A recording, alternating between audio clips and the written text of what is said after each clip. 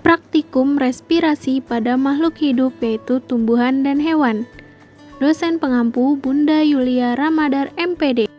Assalamualaikum warahmatullahi wabarakatuh. Perkenalkan, nama saya Nurul Mutiara Meisya, mahasiswi FKIP Universitas Muhammadiyah Profesor Dr. Hamka, Prodi PGSD kelas 5E. Di video kali ini saya akan melakukan sebuah percobaan yaitu respirasi pada makhluk hidup. Tujuan praktikum. Tujuan praktikum ini yaitu untuk membuktikan bahwa respirasi memerlukan udara atau oksigen. Alat dan bahan.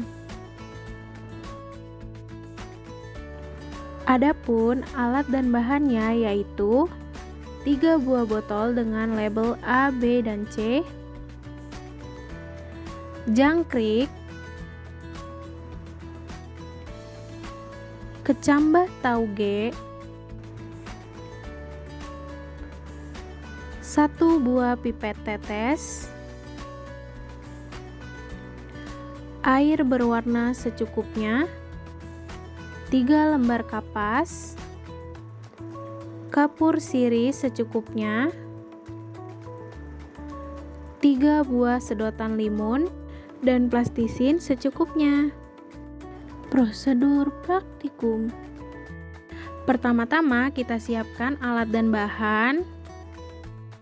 Lalu siapkan kapas sebanyak 3 lembar dan kapur sirih secukupnya.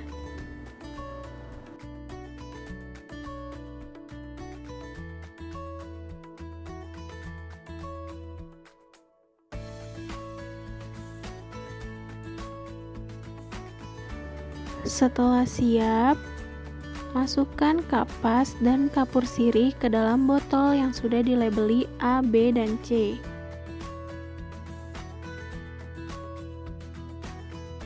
Setelah semua botol sudah terisi kapas dan kapur sirih, lanjut kita masukkan kecambah tauge ke dalam botol A. Masukkan secukupnya saja.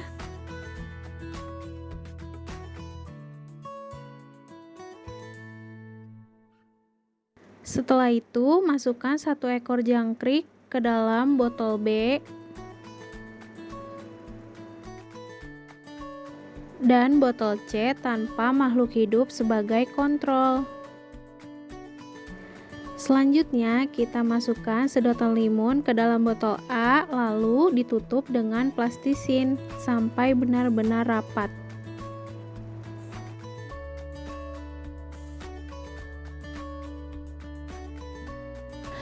Lalu lakukan seperti yang sama kepada botol B dan botol C. Tutup sampai benar-benar rapat sehingga tidak ada lagi udara.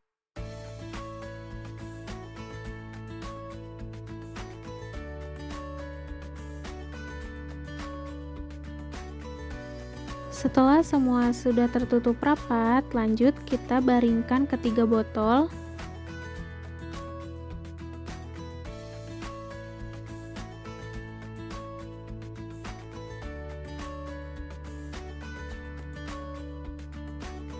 Selanjutnya, kita ambil air berwarna dengan pipet tetes, lalu masukkan air berwarna tersebut ke dalam lubang sedotan. Masukkan air berwarna ke dalam lubang sedotan secara bergantian. Lalu, berikan tanda garis awal dengan menggunakan spidol.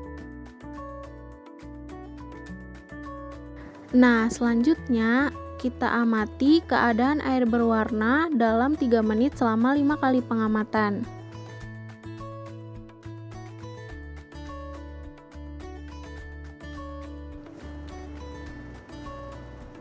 Nah, di 3 menit pertama kita lakukan pengukuran keadaan air berwarna.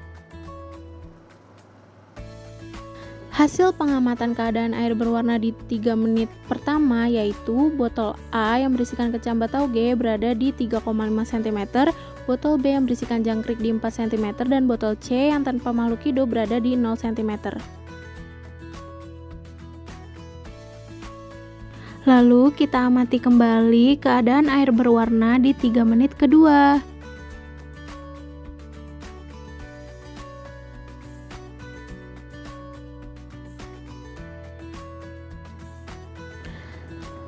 Setelah 3 menit kedua, kita ukur kembali keadaan air berwarna yang ada dalam sedotan limun. Hasil pengamatan air berwarna di 3 menit kedua yaitu botol A yang berisikan kecamba berada di 5 cm, botol B yang berisikan jangkrik di 6 cm, dan botol C yang tanpa makhluk hidup berada di 0 cm. Kita amati lagi di 3 menit ketiga. Di 3 menit ketiga, kita lakukan lagi pengukuran keadaan air berwarna dalam sedotan. Pada 3 menit ketiga, keadaan air berwarna pada botol A yang berisikan kecambah di 5,5 cm, botol B yang berisikan jangkrik di 6,5 cm, dan botol C yang tanpa makhluk hidup di 0 cm.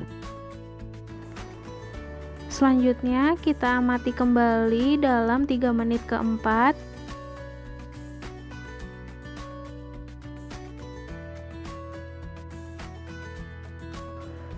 Di 3 menit keempat, kita lakukan lagi pengukuran keadaan air berwarna dalam sedotan.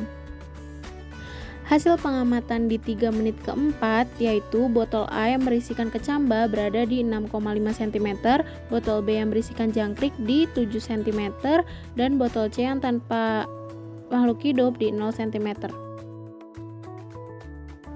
Lalu kita amati kembali selama 3 menit kelima atau 3 menit terakhir. Nah, di 3 menit kelima atau 3 menit terakhir, kita lakukan lagi pengukuran keadaan air berwarna yang ada dalam sedotan.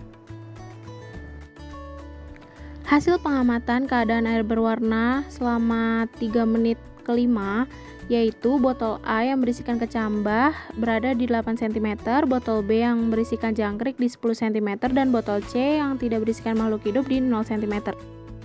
Nah, setelah kita melakukan pengamatan selama 3 menit dalam 5 kali, dapat diperoleh data yaitu botol A yang berisikan kecambah berada di 8 cm, botol B yang berisikan jangkrik berada di 10 cm, dan botol C yang tanpa makhluk hidup tetap berada di 0 cm.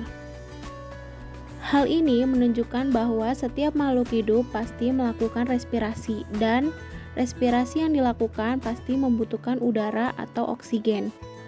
Namun, laju pernafasan setiap makhluk hidup itu berbeda-beda. Pada jangkrik, laju pernafasannya lebih cepat, dan pada kecambah tauge, laju pernafasannya itu lebih lambat. Nah, saran dari saya, jika sekolah tidak memiliki alat-alat yang memadai, guru dan siswa dapat melakukan percobaan ini dengan menggunakan alat-alat sederhana yang mudah ditemui. Sekian, terima kasih. Wassalamualaikum warahmatullahi wabarakatuh. Semoga bermanfaat.